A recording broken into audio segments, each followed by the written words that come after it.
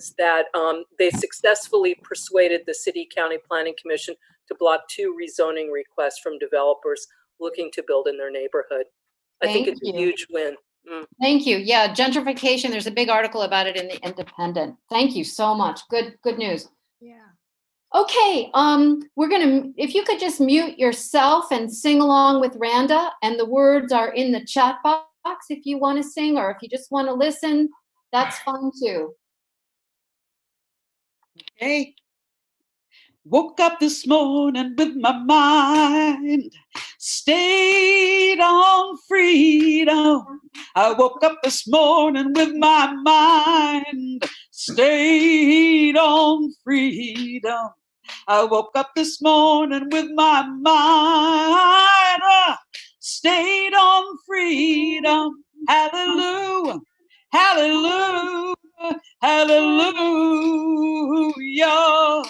Well, I woke up this morning with my mind stayed on justice. I woke up this morning with my mind just stayed on justice. I woke up this morning with my mind stayed on justice. Hallelujah, hallelujah, hallelujah. Now I'm singing and marching with my mind stayed on justice. I'm singing and marching with my mind, stayed on justice.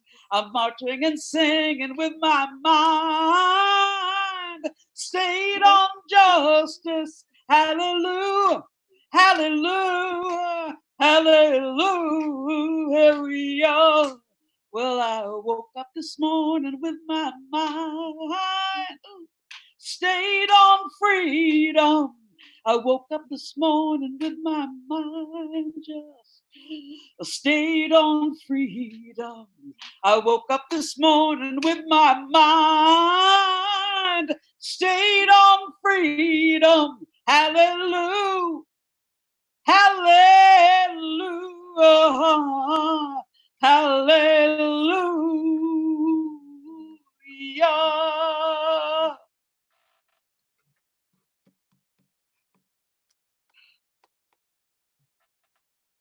Thank you so much, Randa. Welcome everyone to Tuesdays with Tillis, week number 186. We have been meeting together every week on the street and now on Zoom to resist the Trump administration and everything that it represents. People here for the first time, can you raise your hand and wave it around so we can welcome you?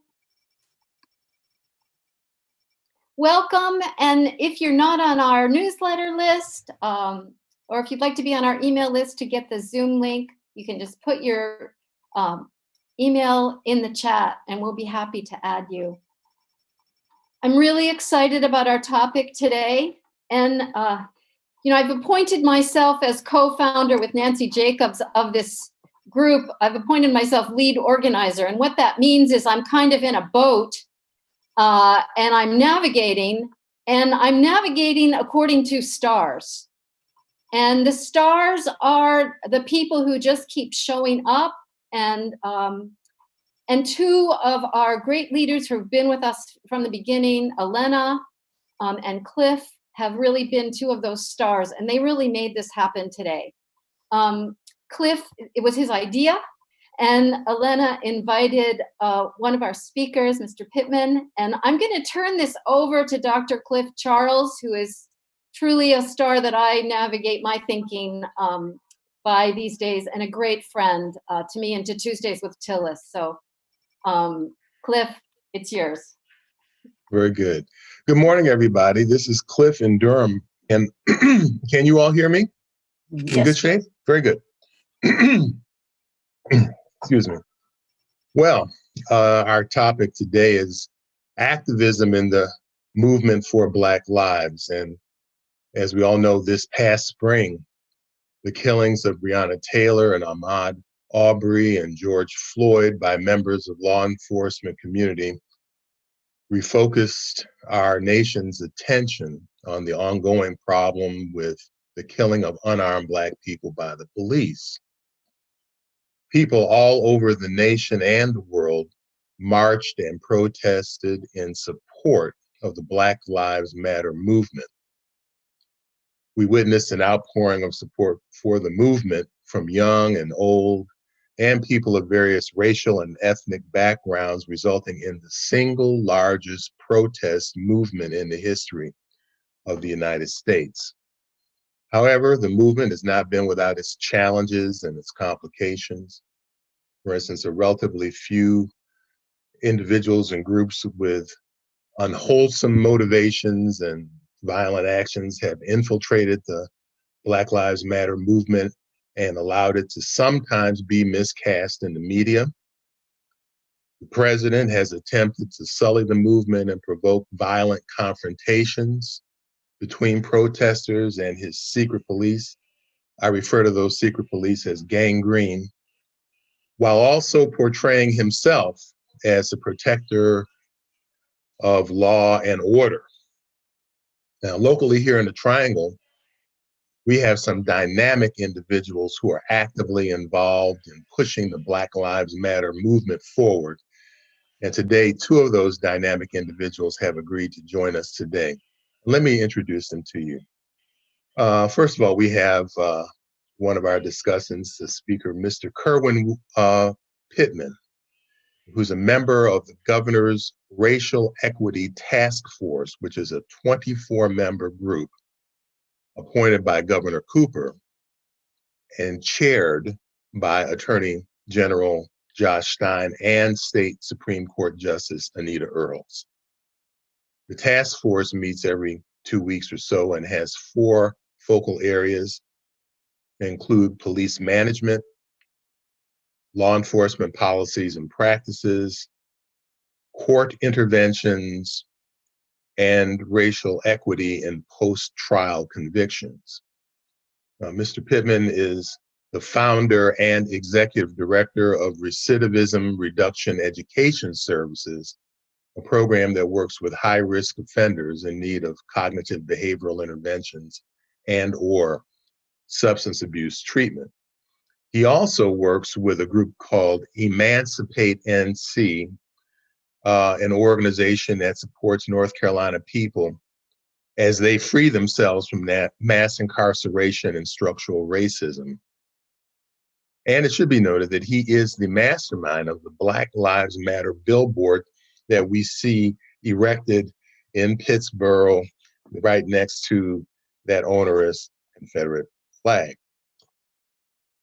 And our second discussant today is Mr. Griar Webb, who's a sophomore at UNC Chapel Hill, who's studying political science and African American studies. He is a youth voter ambassador at Making Caring Common. Making Caring Common helps educators, parents, and communities raise children who are caring, responsible to their communities, and committed to justice.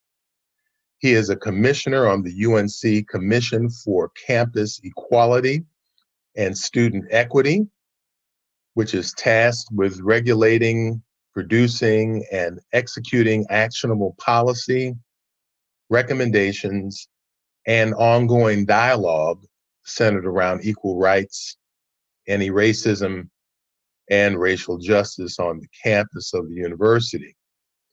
He's an event organizer at North Carolina Town Hall, and he is co-founder of YAP. Both are organizations designed to promote student engagement in producing positive civic change. So gentlemen, welcome to you both, a warm welcome. We want to give each of you a few minutes to further introduce yourselves and the work that you're doing relative to Black Lives Matter here in the Triangle. And then later on, we will open things up for some dialogue between the two of you and our members here. We hope to have a very relaxed and free-flowing conversation. And so I thought it would be good if we could start with Griar. Are you there? I'm not seeing you on the screen. Yes, I'm here. Good morning, Okay, there you everybody. go. Can you There you see go. me, hear me? Yeah, I can hear you now. Thank you very much for identifying. And just tell us a little bit, if you would, about how it is that you came to become interested in and engaged in, the work of, um, I guess, uh, Black Lives Matter and civic engagement more broadly. Yeah, sure. Well, thank you, everybody, for having me. It's great to see so many smiling faces and so many familiar faces. And so happy Tuesday to you all. I mean, we're living in some serious times right now. So, as you alluded to, I am the co founder of Young Americans Protest, and that came about after the Parkland shooting, actually, in 2018. Some young students, some of you may remember here in Wake County, really came together and put on the town hall for school safety and to reduce gun violence. And we drew out about 800 community members to my high school at the time, Sanderson High School in Raleigh. And we really wanted to focus on and talk about what young people could do to make a difference and to reduce gun violence. And so from there, I founded this organization along with Zainab Baloch, who a few of you may know ran to be the first Muslim mayor of Raleigh last year. And a friend of mine who's at Fordham University in New York, Woody Wise, and he's my age. And we really came together and said, we want to do something more for the North Carolina community. And so those efforts have led me to get involved in the Black Lives Matter movement, in the Poor People's Campaign, and other movements associated with just undoing and uprooting racism in our communities. And so now, being a student at UNC Chapel Hill, many of y'all may have seen on the news yesterday that we're moving online. And so, that was inevitable for me. It is unfortunate. And so we're all in a transition period. So I'm glad this was able to still work out today. And so, like I said, I think it's so important that we begin to uproot these systems of injustice and racism in our communities. And I'm so glad to see so many of you on here today. And I'm really glad to be on here with my brother, Kerwin Pittman. So I won't take up too much time, but just wanted to say, mainly here in Raleigh, here in North Carolina, why it's so important that we make a difference. We all know that we're a battleground state for 2020. We know that it's going to be so important that we vote, our family members vote, and our friends vote. And we have a lot of issues that need addressing here in North Carolina, especially here in Raleigh. And so when we look at the horrible, horrific death of Brother George Floyd that really sparked and kicked off this series of nationwide protests, we had, as Mr. Charles was referring to, a huge protest in March. Over 4,000 people we counted in downtown Raleigh on May 30th. And so I was glad to work with Kerwin, work with others in the community to lead that and to really speak up and say the state of policing here in Raleigh, the state of policing here in the Triangle is not good enough. And we want to not only reform it, but transform it. And so that's a little how I got involved there. It was so empowering to see so many young people, specifically so many white people and non-Black people of color at that march saying that, enough is enough and we demand better. And so continuing those efforts, not only at UNC, but in the professional world and in groups like this, to really just inspire and empower people to understand that they do have power and that this is a time, even in the midst of this other virus, the pandemic of coronavirus, this is a time to speak up and use what voice we have. So thank you. I look forward to the conversation today, and turn it back to you, Mr. Charles. Okay. And thank you very much, Griar. And we want to also now turn to Mr. Kerwin Pittman. And if you could just tell us a little bit about yourself. I understand you're from Raleigh as well. Is that right? And how it is that you began to get engaged in the movement to promote Black lives. Well, it ain't quite evening yet. Well, good afternoon, everyone. I'm going to say it anyway. It's good to see so many smiling faces, as my brother Chris said. Thank you for having me. First off, it's an honor and a pleasure to speak with you individuals. I actually been to one of your rallies outside of Tom Tiller's office. And so I loved it. I loved the energy. I loved everything about it. And so when I was asked to come speak with you guys, I jumped at the opportunity. So my name is Kerwin Pittman. I'm a native of Raleigh, North Carolina, raised in Raleigh, North Carolina. And pretty much how I came to be in the Black Lives Matter movement is I was born into it. And what I mean by born into it is I was born a Black male right now in a racist, broken criminal justice system, especially coming from an impoverished area. I kind of stayed downtown, and we know before gentrification, down what downtown was. If anybody's from Raleigh, so kind of I grew up almost directly a couple blocks from the governor's mansion, and so I was always in it, and didn't really understand back when in my younger years. I didn't understand how we was affected disproportionately more than any other race of individuals until I actually became enlightened and started to wake up and realize what was going on and see what was happening on the south side of Raleigh, and the southeast side of Raleigh was not going on the north side of Raleigh. And so just being able to put those pieces together, I began to study and research, and of course being impacted by the carceral system, the criminal justice system, at-risk youth. I began to really hone in on my potential and my skills and say, I'm going to use this opportunity to build, to rebuild what I once helped tear down, and which was my community. And so that's one of the great things that I'm doing now. As the great brother Charles introduced me and said, I'm the founder and executive director of REPS. It's called Recidivism Reduction Educational Program Services. And this is an organization that tackles structural bias and racism in the criminal justice system. Particularly, we deal with the carceral system. Individuals coming home post-release parole supervision, help them transition back out successfully. So that is the key to stop the recidivism rate, as well as we get in the front of the pipeline to where we do at-risk diversion programs. We do health and wellness programs as well.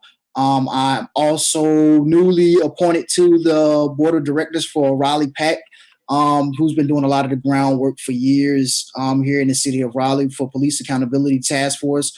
I'm on the advisory committee for an organization called Love is a Parable, which it teaches just loving of oneself and empowering of oneself. It's a host. I'm on the governor's task force. I wear many, many hats, but most importantly, I'm a Black male. And no, I'm not saddened or disheartened by being a Black male. I know that my plight and my fight is going to be 20 times harder. Because for one, I'm a male, and for two, because I'm Black, and I understand that. And so this is why I attack the criminal justice system so vigorously.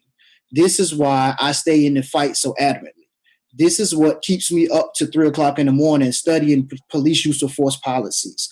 This is what keeps me speaking to individuals who's calling from prison, stopping a meeting to speak with these individuals who call them, because I know that they have a phone slot time. And if they miss that time, they may not be able to call back for the rest of the day. This is why I go as hard as I go, because I've been in their shoes and I know how I feel to be on the other side of the fence. And so I was once told, if you're not at the table, you're on the menu.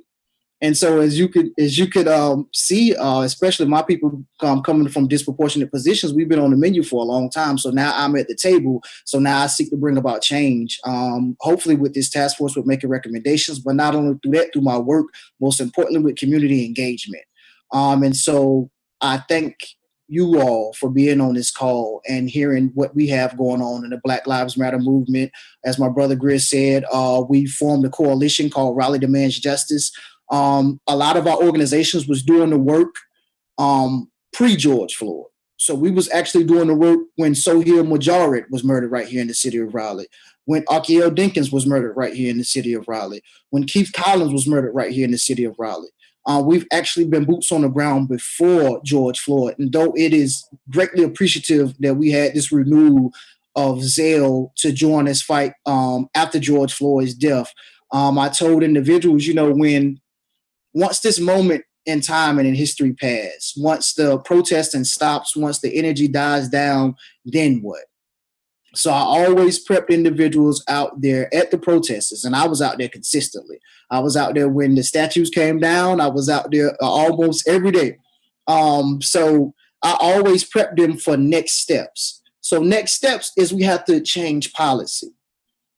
And though the protesting is good, it is good to get the youth involved, but we must get them engaged now in policy reform and changing the actual structural system that we know and understand that was, first off, it wasn't even built to help individuals in a minority position such as myself. So now how do we do? Do we scrap this whole system and just start from the bottom up, or do we just try to revamp it? The likelihood of us scrapping the whole system would mean we would have to pull a coup d'etat, which would mean we don't possess the economic power to even pull that. So we must go from the inside and change what we can do. And that's one of the ways why I say if you're not at the table, then you're on the menu. And not to take up too much time, but I'm gonna let you. Yeah, excellent. No, I'm gonna turn it back over. that's an excellent and beautiful introduction. And I'm going to just grant myself the prerogative of asking the first question, but then from there open it up to our entire group to ask questions as they occur to them. And I just want to ask each of you, Griar and Kerwin, about your assessment about where we are right now in time. You point out, I think very astutely, that our attention was galvanized. I guess it was around the 25th of May when Mr. Floyd was murdered on tape, and we could see the video and hear the piercing, agonizing audio of it all. And we also got a chance to see video of what happened with Ahmaud Arbery prior to that, and we've heard about Breonna Taylor prior to that. But I guess it all depends on where you want to start in time. Of course, you could start, 401 years ago if you wanted to, but this problem of policing Black people and Black bodies has been an ongoing problem ever since Black folks have stepped foot on this continent. But so much of the energy right now has been around these more recent events. And Raleigh, Durham, Chapel Hill, just like Minneapolis and Portland and other places around the nation, have had their protests, they've had their triumphs, and they've had their struggles. And I just want to get from each of you your sense about where things are right now. And let's start off with Griar. Yes, thank you again. I think that we're at a fever pitch. I really think we're at a breaking point here in America, here in Raleigh, here in North Carolina. This is the time for action. This is the time for change. And to your point, Mr. Charles has been building for a while, of course, for centuries, but even more recently, right before George Floyd. And so to see some of the actions or lack of actions that are being taken here at the state level and at the local level, it really shows me that it's time for change and time to continue keeping the pressure up. And that's what we've done here, as Kerwin mentioned, with Raleigh Demands Justice. That's what we've done here across the state with groups like yours. It's time to keep the pressure up. And so I think if we continue working together, continue finding new ways to get at and attack these problems, voting new, fresh ideas, progressive people into office, that's where we're going to get that real change. I like to say that true change equals education plus protest plus policy change. And I believe that a lot of us, especially our white brothers and sisters and non-gender conforming folks, have done those first two or are doing more education and protesting now. And that's great. But now we want to have some pressure put on policy change. And so just keeping with that, and I don't want to get away from the question too much, but I think it's increasingly relevant for this group. And I think I may have mentioned this to Karen before, that it's so important that we talk about the differences and the disparities when it comes to race. And so I like to say this big three, I call it my big three for white people. And so the majority of this group, at least what I'm seeing, happen to be white. That's just a fact. We can accept that and move forward. And so my big three are that, one, white people begin to educate or continue educating themselves and donate to anti-racism groups. I mean, look up and research anti-racism people. Ibram Kendi started a whole anti-racism institute at American University. I just finished reading one of his newest books called Stamped. He's got that famous book that's sold out everywhere now called How to Be an Anti-Racist. And so that education plus donating to local groups here in Raleigh, to statewide groups, is so important. That's number one. Number two, becoming a true ally. And that means bringing up these subjects and not being afraid to be a true ally when you're around your family, your friends, your neighbors, and your coworkers, your colleagues. It's super important that in these professional spaces and in our personal spaces, we begin bringing these issues to the table, that we make it known that we are against racism, that we are against homophobia, that we are against xenophobia, as it's so prevalent around us. And so being that voice to say, you know, I've done the education, I've put my money where my mouth is, and now I want to be this voice to you who may not know as much about the injustices I do is so powerful, especially when it comes from white people in our current power structure. The third thing of the big three for white folks, as I call it, is protesting however you can. Obviously, we know we're in an age of coronavirus and of a global health crisis, but to be able to protest not only out in the street as we have a few months ago and will continue to do, depending on what this state and what this city council does in Raleigh, is going to be so important. I mean, you don't have to be on the street protesting. A way that you can protest could be dropping off water next time there's a physical protest. You could protest by speaking up and writing letters to your city council, town council, state legislators, as I know you all do, by calling in. I know Senator McConnell's phone line was mentioned earlier. That's another way of protesting. And so continuing to keep this pressure up while we also fight for policy change is where that true change is going to come. So those are my big three. And I think those tie into your question, Mr. Charles. I know Kerwin surely has some things to add. Surely. Go ahead, Kerwin. No, brother Greer, you hit it dead on the head. So I mean, those the exact things that I was thinking of. So right now, to answer the first part of your question, right now we're at a fever pitch in time right now to where the elephant in the room cannot be ignored anymore. And so as white people, what I employ individuals to do is to speak up and use your privilege to get in spaces and to say things in spaces and to influence individuals that people of color might not be able to. Don't be afraid. Use your voice and speak up when injustice is occurring, and to make different policy shifts and policy change when injustices is occurring. So another way that you could actually be a big asset and a big help is donating.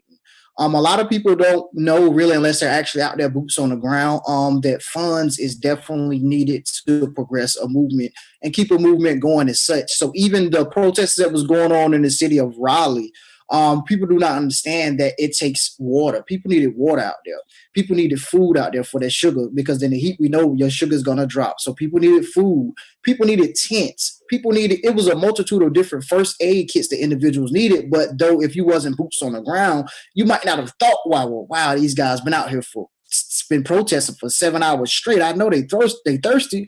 And so just seeing clips on the news, you won't get that. So donating is the best cause, but not only to that, but to help and further the movement. So donate to these organizations who are really out here, who are boots on the ground, who are really out here putting the work in locally. And so like I told individuals and nationally, but like I told individuals locally, if you want to see about a change, we're protesting. Yes, we're doing this for George Floyd, which essentially initiated it. But no one understands that we protesting right here in the city of Raleigh is not going to change nothing in Minneapolis. So we have to get involved locally with what's going on locally in your city council. Your local elections are your most important elections. So these are the things that we want to pay attention to and look at and see, okay, well, how do we get behind these progressive individuals who we can support and who's pushing the agenda that's actually for all people? Because we know that Black lives can't matter, and all lives can't matter until Black lives matter.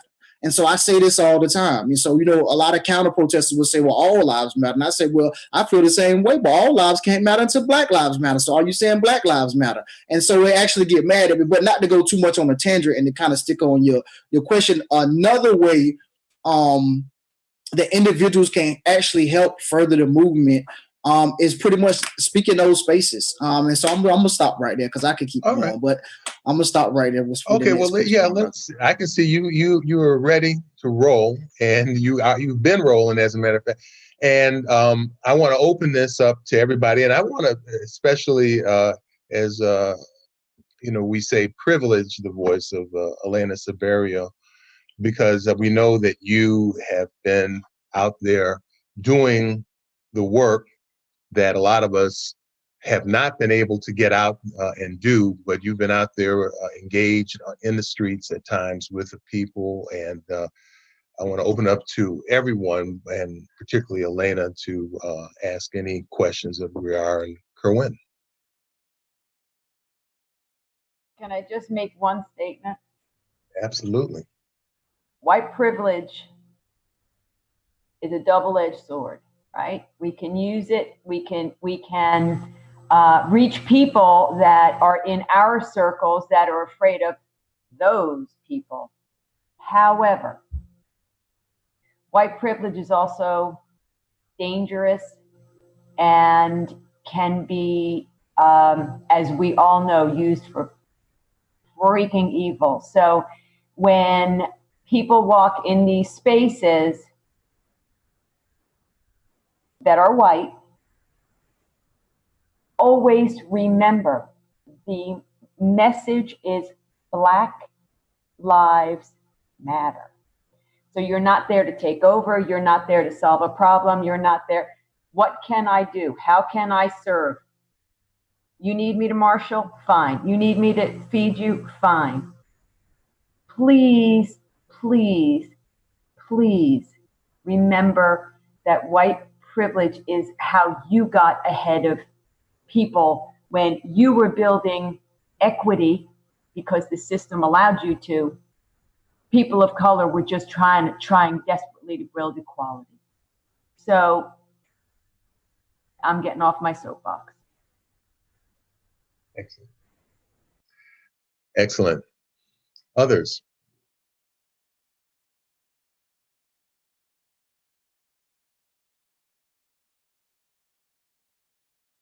Cliff, why don't you take the questions that are in the chat? Oh, all right. Yeah, I've been focusing on the screen here. Let's see. There's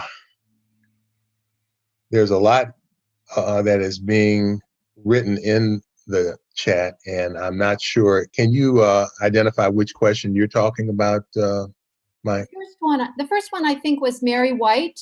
She wants to ask whether the presenters, if they can inform us what the current position is of the North Carolina prison system for inmates to prevent the spread of COVID-19. What is being used to save lives at this moment? Yeah, that's a great question. I'm actually going to toss that to Kerwin if he wouldn't mind. I know he's been a little more on the ground recently when it comes to those issues. I'm working with Emancipate NC, and there are huge problems when it comes to Forsyth County and Cumberland County and Fayetteville. And so when we talk about statewide, when we talk about the governor's role in making sure that our inmates are still protected with civil rights and liberties, I think Kerwin is best equipped to answer that. Yeah, so COVID right now in the carceral system is running rampant, as I put in the chat. So I get phone calls from individuals daily who are telling me, specifically one yesterday from the women's prison, right here in the city of Raleigh, to where they retested everybody. So the state of North Carolina, a lawsuit put against the state of North Carolina prison system by the ACLU and a host of Emancipate NC and a host of other organizations, forced them to update their COVID policies to comply with CDC guidelines, meaning they had to show that there was social distancing in there. They had to show that these individuals had access to PPE, different things of this nature. So they just tested everybody in the prison system, and COVID-19 is now circling back around in there, because it's just a small place that's just recircling around. So 200 individuals that's tested positive, and they're still housing individuals who are testing positive with individuals who are negative. So that means if you didn't have it, ultimately you will end up getting it. Right now, we have a current campaign with Emancipate NC reps and a host of ACLU, a host of other organizations to put together a big push to release these individuals. So North Carolina prison system, DPS, Department of Public Safety, said, well, this is what we're going to do. So we're going to release individuals who fit a certain criteria, and we're releasing a set amount of individuals a month. They put out some type of excuse me, the word is escaping me. They put out some type of scale or survey to say how many people they was releasing. But lo and behold, upon further investigation, this is the number that they release regardless on a regular basis if it wasn't even COVID season.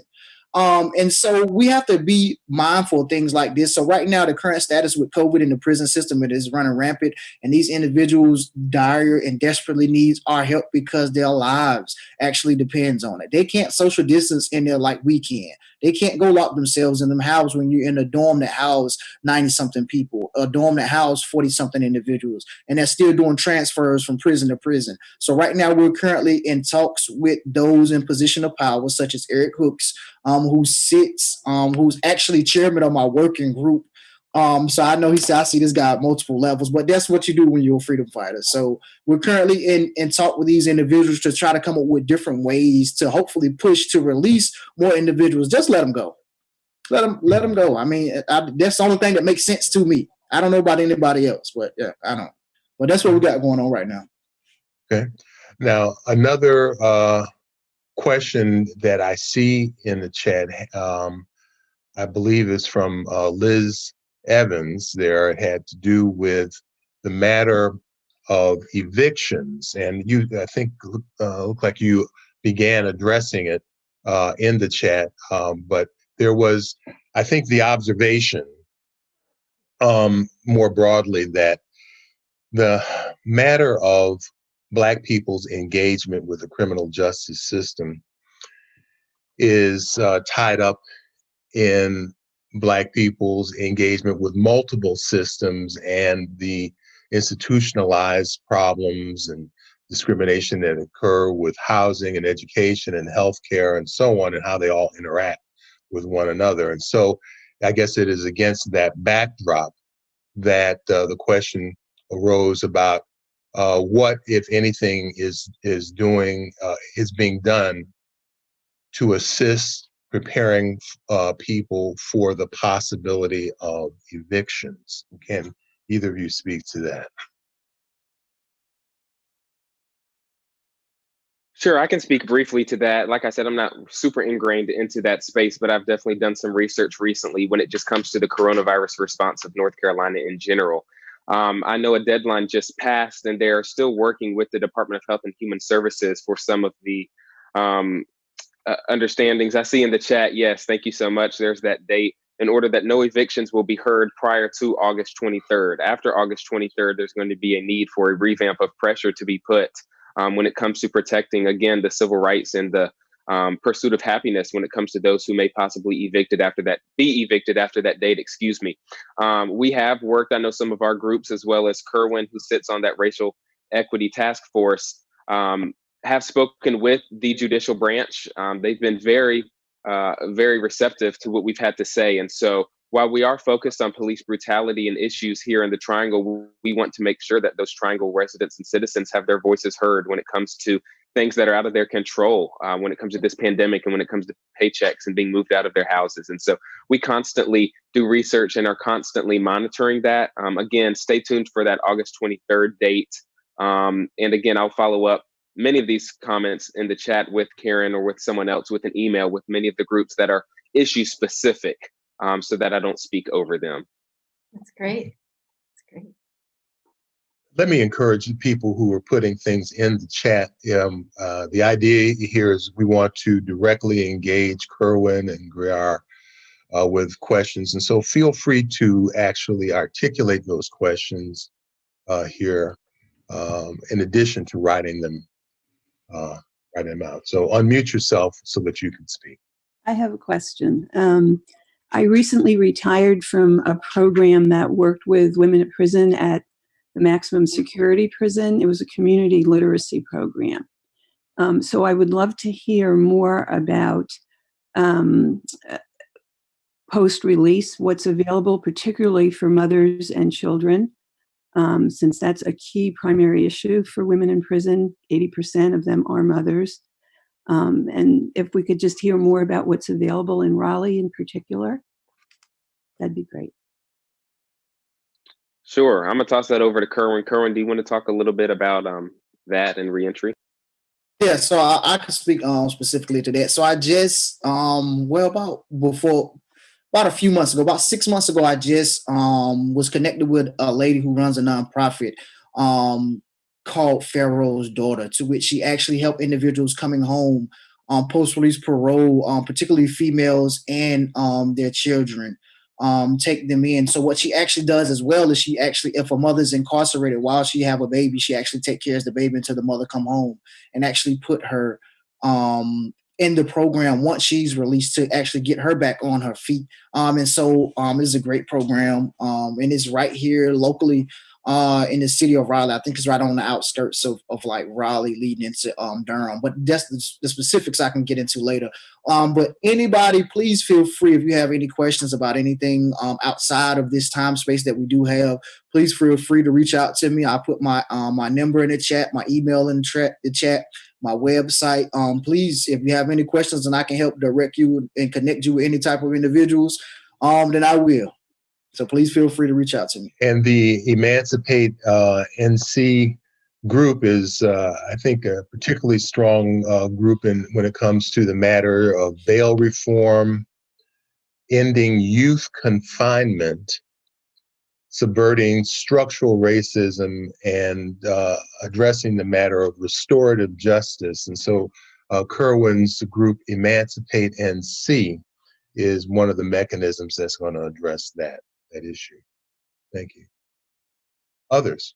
I have a question for either or both. In terms of donating, which we are, of course, number one on his list, is there, like, I'm pretty crazy about Sherilyn Eiffel. Yes, Eiffel, and of course, the work she's doing, and donating to her organization. But is there something better than another that you would throw out in terms of where to do some donating? Yes, I'm happy to tackle that. Thank you for that. Yes, like I said, education and donation are those two first conjoined pillars of what I like to call my big three for white folks. Just a little bit of a background on me, just so this group can, maybe understand a bit better. My father is an African-American man and my mother is white. And so that gives me a very unique, I like to think, perspective, not only a world perspective, but specifically an American life perspective here. And so having these same conversations with you all that I have, with my family is something that I just want to point out. And so I think it is so important that we just recognize that. And exactly, your point is very well taken. Sherilyn Eiffel is a great idol of mine, and she runs the Legal Defense Fund, for those who may not know. I'm out of the NAACP. I think it's called the Legal Defense and Educational Fund now. And so definitely donating to that is a great first step. To Kerwin's point earlier, donations can get a little tricky because it's up to your personal preference. I highly encourage that you donate if you have a specific issue that you care about or recognize an injustice in, that you donate to a group that tackles that issue. There are many here, and I can list them again in a follow-up email. And I put my contact information if you scroll up.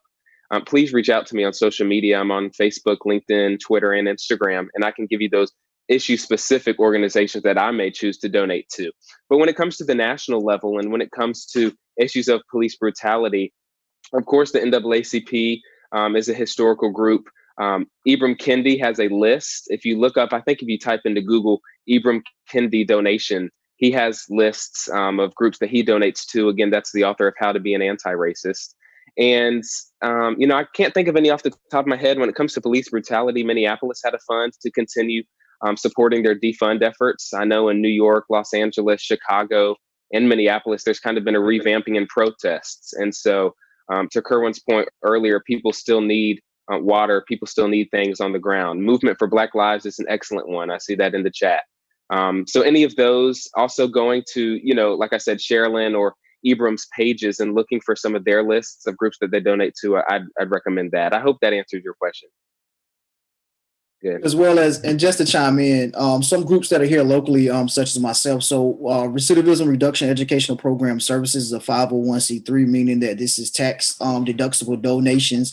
And I'll put our information in the chat as well as Emancipate NC. Emancipate NC runs a bail fund to which I'm a field organizer for Emancipate NC. And so we actually bail people out of jail, freedom fighters who are actually may got locked up during protests and different things of that nature. Emancipate NC. Raleigh Pack is a good one. Raleigh Pack is another good one. It's a host of Advanced Carolina. It's a host of local organizations that I'll be sure to put into the chat, so individuals can make these donations to individuals who are actually locally right here on the ground doing the work locally as well. Okay. Let me just mention right now that one of the things that's, I think, intriguing has to do with the intersection of our interest as Tuesdays with Tillis and your interest with Black Lives Matter. That has to do with for instance, we all saw what went down in Portland and Seattle and other places. And in those situations, it seemed like there were people who were righteously protesting the matter of police brutality. Then there were other folks who got involved and infiltrated the movement. Some anarchists, some people from the Boogaloo group, et cetera, and some people who just were into just raising a ruckus for whatever their own purposes were, and it's somewhat detracted from the movement. And so I guess one of the things that we've been thinking about, some of us at least, is what would happen if folks like the gangrene people came to the Triangle. What is your sense about the approach, the correct approach to engaging the police, engaging maybe federal forces or National Guard folks when they're out on the streets trying to engage us when we're protesting? Do you have a point of view about how to appropriately deal with law enforcement?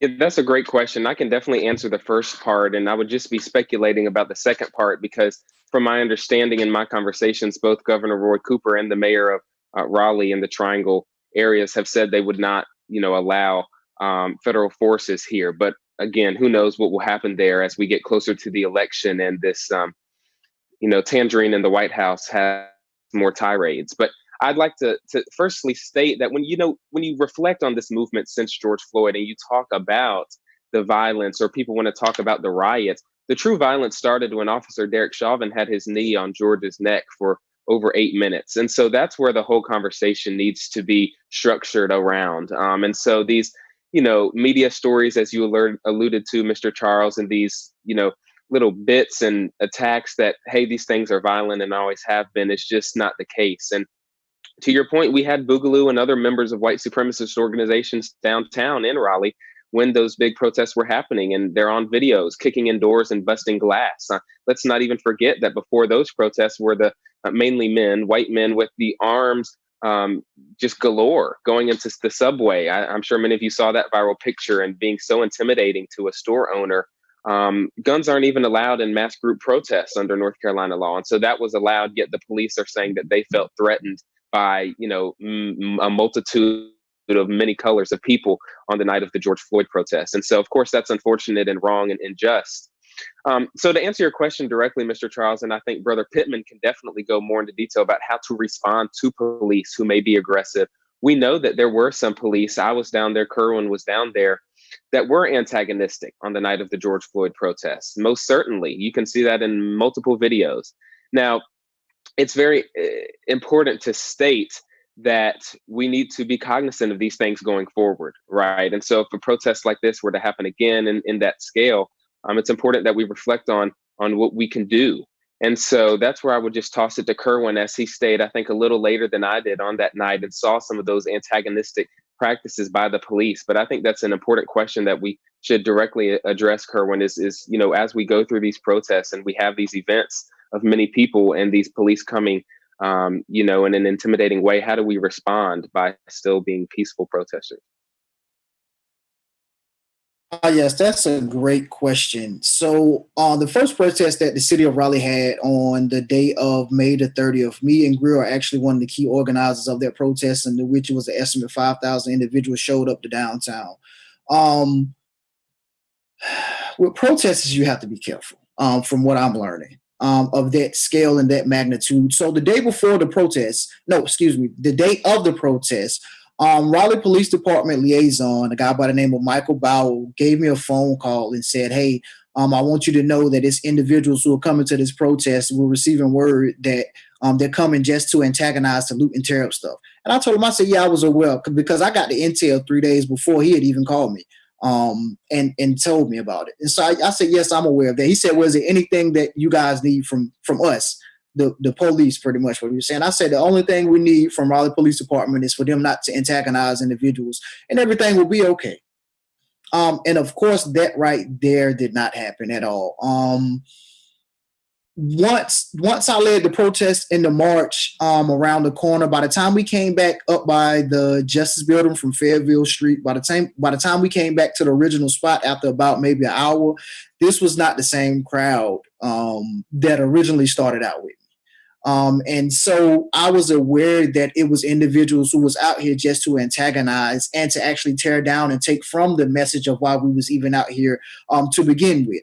And so you had certain individuals in position of power tried to make the whole message about property damage versus the real reason we was out there in the first place. And so we cannot get caught up in the distraction and the lies and say that it is property over people, because it is always people over property. Property can be replaced. The people cannot be replaced. A young female about the age of 7 years old, mind you, it was kids in this crowd.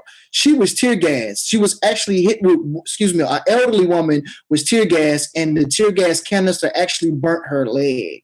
A young woman about the age of 7 years old was actually shot with a rubber bullet.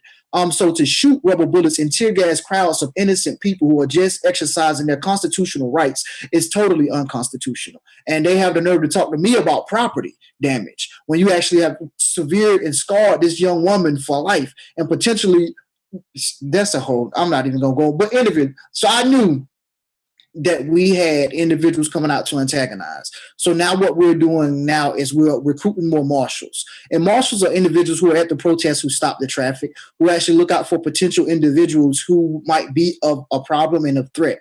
And they will actually kind of keep an eye on these individuals, and not to say that they would engage with them if they ought to do something to start tearing up a building or start tearing up property.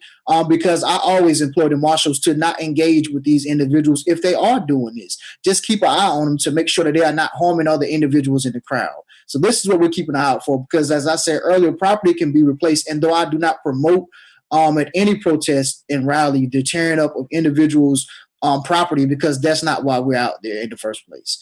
But I'm not going to put my life on the line or any other individual's life on the line who are out there with me to stop an individual from tearing up property, because if that's how they want to express themselves, then it is not my job to say, you know what, you can't express yourself in that way. Though I don't agree with it, I'm not about to stop you and say you can't express yourself in that way.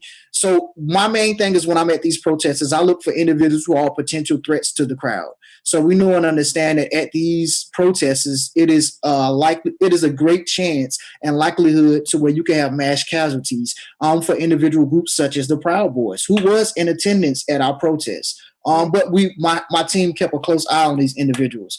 And so I look for these type of individuals. So essentially what we're doing is we're taking the police job and we're policing our own community. Right? Because we keep us safe. The police don't keep us safe. We keep us safe. And so that's one of the main things that we're doing from now on at these protests and at these rallies. And Karen, I want to jump in here because thank you for everything you just said.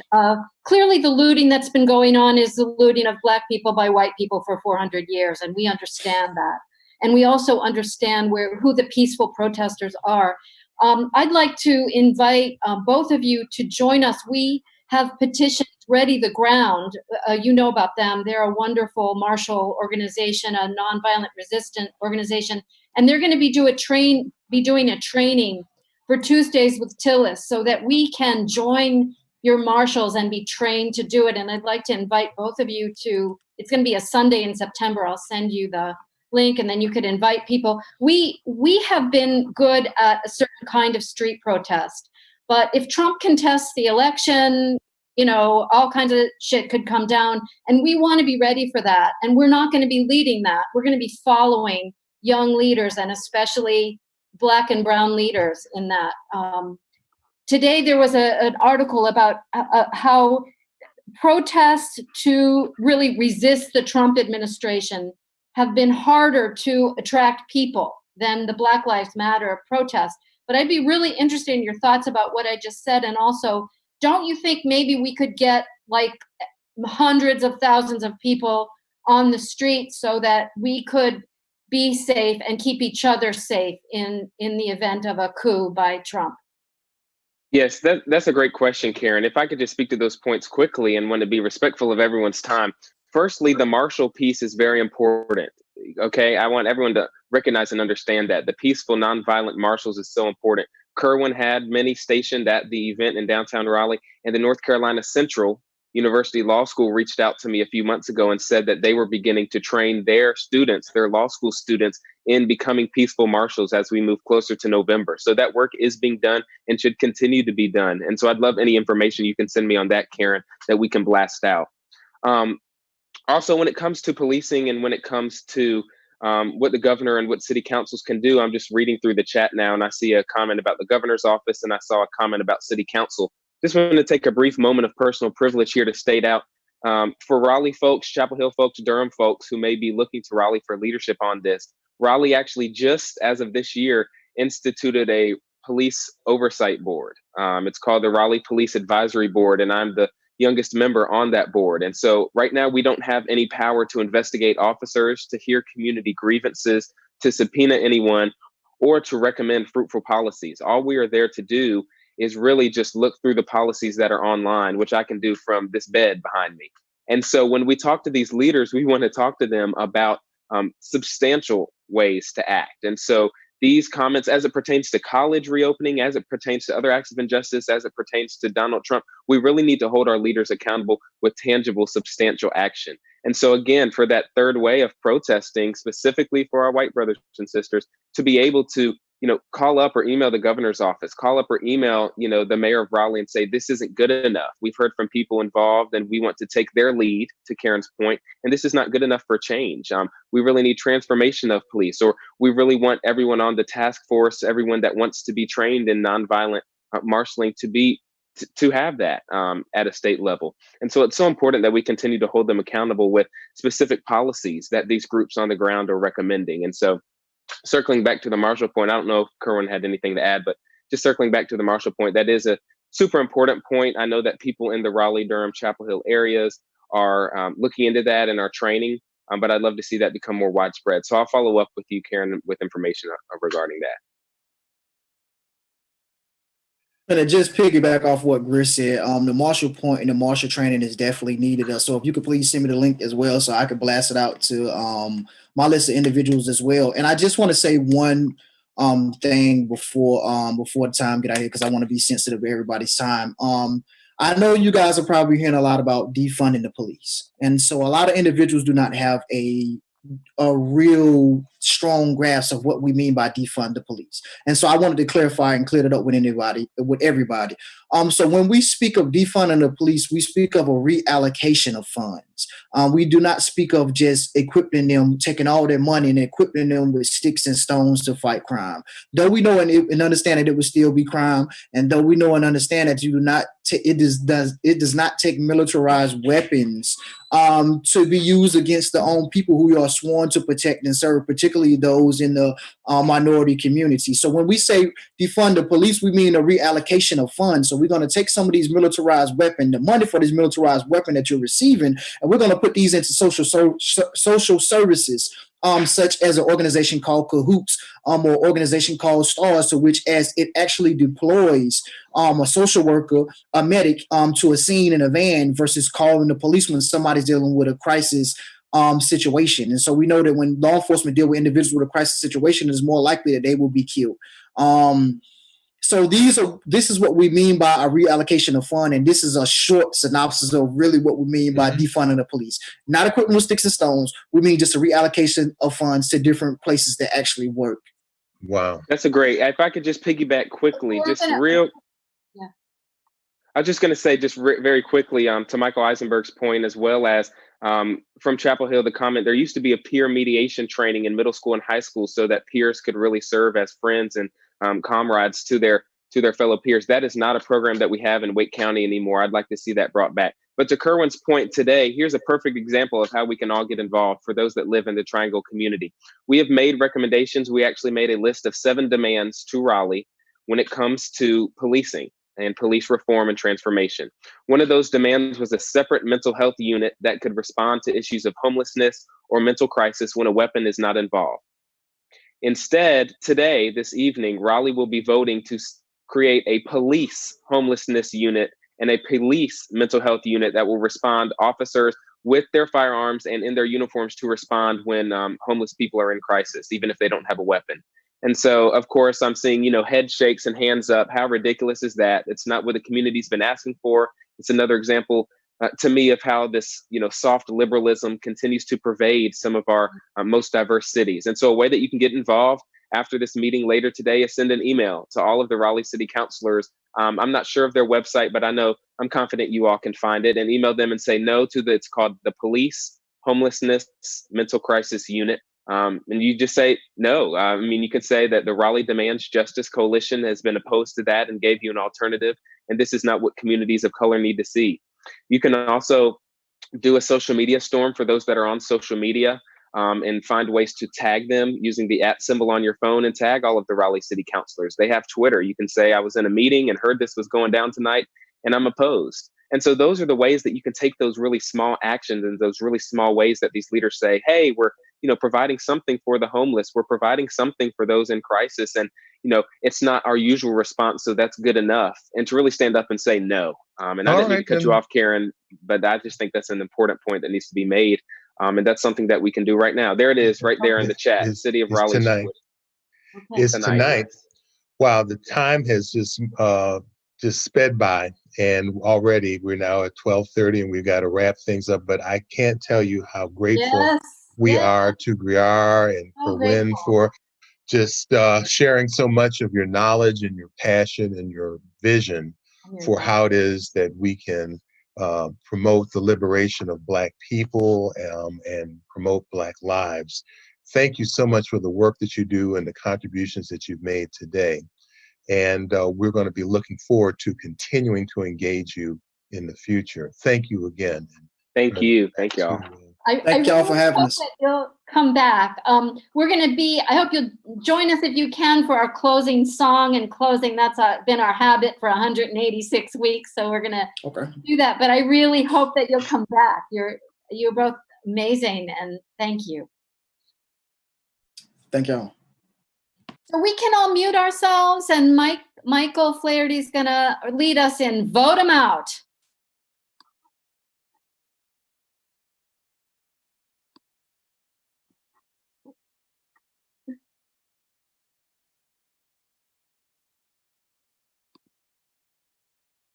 Hello, everyone. Thank you, Karen. Thank you, Cliff. And the liberation of Black lives is the liberation of all of us. If you don't like who's in there, vote them out. That's what election day is all about. How we got is called the ballot box. If you don't like who's in there, vote them out. Vote them out, yeah, vote them out. And when they're gone, we'll sing and dance and shout. We'll bring some great ones in, and they'll find us hope again. Because we don't never mattered quite like this. And lies and get the White House sanitized. That nasty virus must be voted out. We're in the streets and we're holding strong. Putin and Trump and boyfriends much too long. Let's end deceit and fraud. Restore the rule of law. Lift up our cries of truth and vote them out. Vote them out. Yeah, vote them out. And when they're gone, we'll sing and dance and shout. We'll vote the blue ones in and set things right again. 'Cause our lives depend upon this, vote 'em out. 'Cause lives depend upon this, vote 'em out.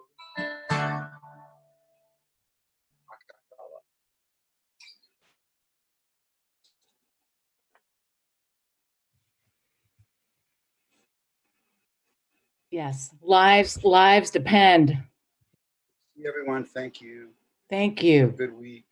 I'll be out of town next week. Thank you. Thank you, Michael.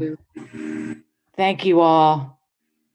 Thank you so much to Kerwin and Griar and Cliff. I've read recently that as much as we need oversight, we need undersight as well. Undersight. A chance to step back and understand more deeply what is going on. And we have received some undersight today. So thank you. And as we continue on our struggle for Black lives, our struggles for freedom, I read that, Kerwin, that you, sometimes when you feel like so much is going on and you need to kind of regain your focus, you go and stand by that statue of Martin Luther King in Raleigh and just take a moment. Take a moment. And thank you for that. Because if we're going to stay in this freedom struggle for the long haul, we all need to take a moment and stand by those who have gone before and draw our strength from those who have struggled in other generations.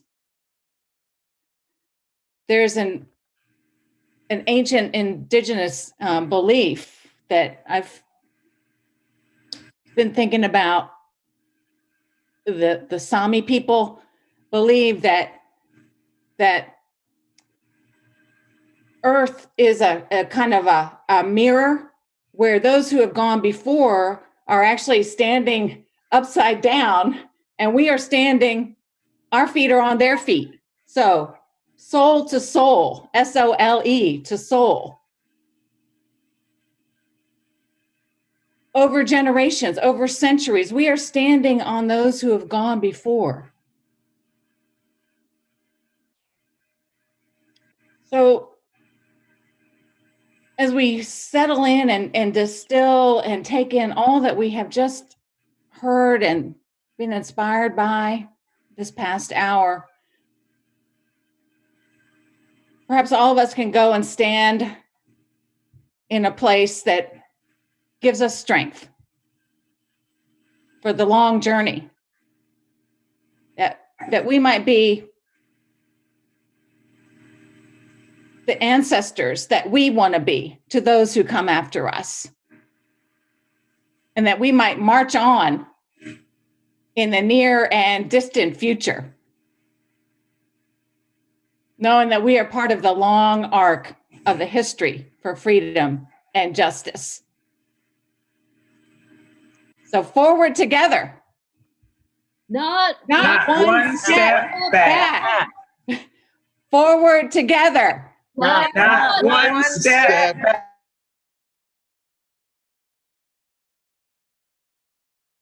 Back. Absolutely. Bless you all. Yeah. Thank you so much. Thank you. Thank you. Bye. Thank you so Be well. much. Stay safe. Thank you so much. Thank you. Thank you.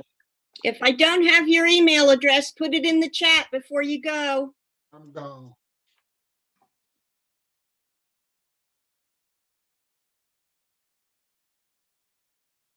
Again. Down and I'm taking.